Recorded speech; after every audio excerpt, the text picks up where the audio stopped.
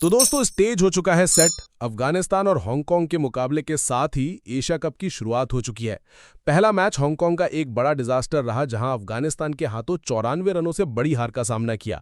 लेकिन अब बांग्लादेश के खिलाफ मुकाबला होने वाला है और इस अपकमिंग कॉन्टेस्ट में आखिर हमें क्या कुछ देखने को मिल सकता है। बांग्लादेश की ओर से क्या प्रोबेबल 11 हो सकती है, हांगकांग क्या कुछ चेंजेस कर सकता है, कौन से ऐसे खास खिलाड़ी हैं जिन पर रखनी चाहिए हमें नजर, और फाइनली भाई शेख जायद स्टेडियम का जो मैदान है वो क्या प्रोवाइड करता है।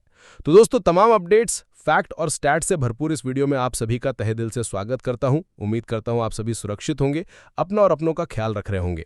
भाई सबसे पहले तो अगर हम बात करें पिच रिपोर्ट की, तो शेख जायद स्टेडियम में अगर आप देखें तो 66 मुकाबले टोटल खेले गए हैं, जिसमें से 28 मैचेस पहले बल्लेबाजी करते हुए और 38 मुकाबले सेकंड बैटिंग करने वाली टीम ने जीते हैं।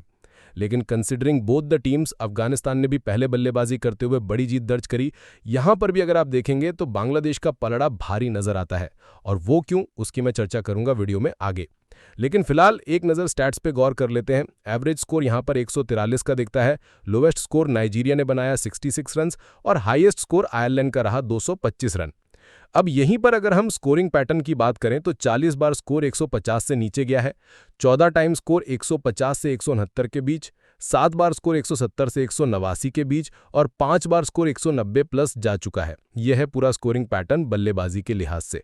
अब यहीं पर दोस्तों अगर हम गेंदबाजों की अगर हम बात करें तो जो पहला मुकाबला हुआ अफगानिस्तान बनाम हांगकांग, उसमें टोटल 13 विकेट चटकाए गए थे।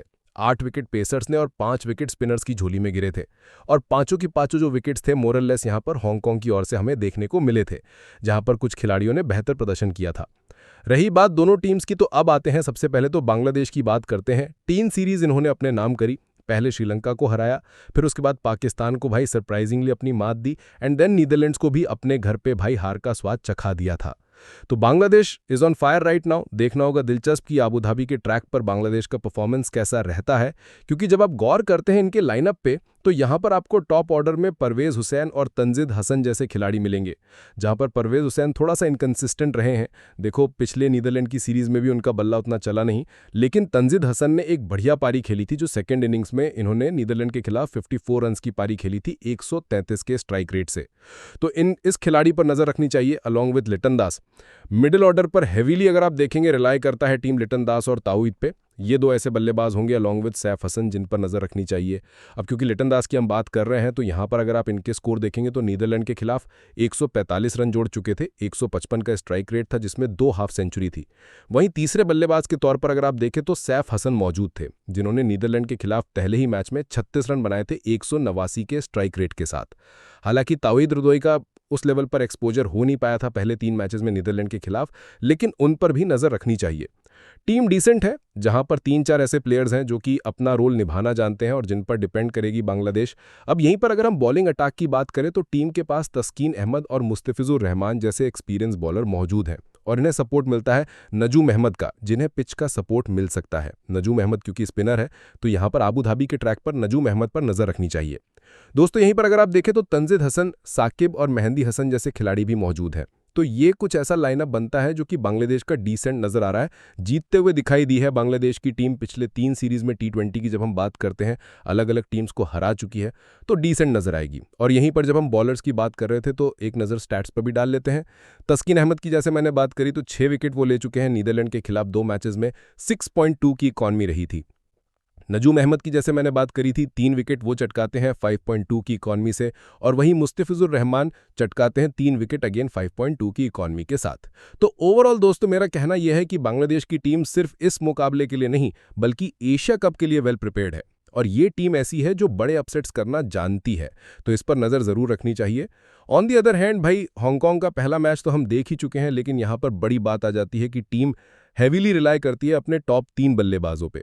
सबसे पहले जीशान, दूसरे बाबर और तीसरे आ जाएंगे अंशुमन रथ। इन तीनों ही बल्लेबाजों को रन स्कोर करने होंगे अगर हांगकांग को यहां पर जीतना है, क्योंकि ये हार इन्हें भाई अगर आप देखोगे तो सीधे बाहर का रास्ता दिखा देगी। टॉप 4 में जाने की जो सुपर 4 है वहां तक ये जा ही नहीं पाएगी। तो ये एक बड़ा मुकाबला है यहां पर हांगकांग के लिए। खैर स्टैट्स की जब हम बात करते हैं तो पहले मैच में हमने क्या देखा, सबसे पहले तो बाबर ने 39 रन्स बनाए थे, 90 का स्ट्राइक रेट रहा था और यही एक बल्लेबाज थे जिन्होंने रन स्कोर करे। टॉप ऑर्डर में जैसा मैंने बताया, अंशुमन और साथ ही यहां पर जीशान अगर रन स्कोर करेंगे तो टीम डिसेंट दिखाई देगी। गेंदबाजी थोड़ा सा मजबूत पक्ष दिखाई देती है हांगकांग का। क्यों? क्योंकि सबसे पहले अगर आप गौर करें तो टीम के पास आयुष शुक्ला, अतीक और एहसान खान जैसे गेंदबाज मौजूद हैं। और यहीं पर दोस्तों अगर हम कप्तान यासिम मुर्तज़ा की बात करें तो इनसे उम्मीद होगी कि ये कुछ वो विकेट टेकिंग वाले स्पेल्स निकाले जहां पर मैच मुड़ सके। क्योंकि पहले अगर आप गौर करें तो आयुष शुक्ला 2 विकेट निकालते हैं अगेंस्ट अफगानिस्तान, 13 की इकॉनमी जाती है, लेकिन वहीं पर एहसान के हाथ 1 विकेट लगता है 7 की इकॉनमी से। एंड देन किंचित शाह ने भी 2 विकेट निकाले थे 8 की इकॉनमी के साथ। तो बॉलिंग अटैक डिसेंट दिखाई दिया था, जहां अतीक के हाथ भी 1 विकेट लगा था। तो ओवरऑल टीम का बॉलिंग अटैक डिसेंट है और ये एक ऐसा पक्ष है जो कि बांग्लादेश की अगर बल्लेबाजी पर थोड़ा सा शिकंजा कस लिया तो थोड़ा बेहतर हो सकता है कि वो एक चैलेंज दे सके बांग्लादेश की टीम को। ओवरऑल जब हम दोनों टीम्स को आमने सामने रखते हैं तो भाई साहब अनडाउटेडली बांग्लादेश का पलड़ा डेफिनेटली भारी नजर आता है, जीतने की प्रबल दावेदारी पेश करती है, चाहे पहले बल्लेबाजी हो या सेकंड। इस बारे में आपका क्या ओपिनियन है? क्या यहाँ पर यार एकदम ही अपसेट करती नजर आ रही है हांगकांग, क्योंकि सेकंड बैटिंग करने वाली टीम का पलड़ा भारी है यहाँ शेख ज़ायद स्टेडियम में? क्या हांगकांग सेकंड बैटिंग करते हुए इस मुकाबले को निकाल सकती है? ओपिनियन आपका क्या है? कमेंट सेक्शन खुला हुआ है, जवाब जरूर दीजिएगा। ये वीडियो इन्फॉर्मेटिव लगा हो तो दोस्तों लाइक जरूर करें और चैनल को सब्सक्राइब करें, जिससे आप कोई भी वीडियो कोई भी इन्फॉर्मेशन मिस ना करें और आपको कभी भी कहीं भी भटकना ना पड़े। So stay tune and keep watching.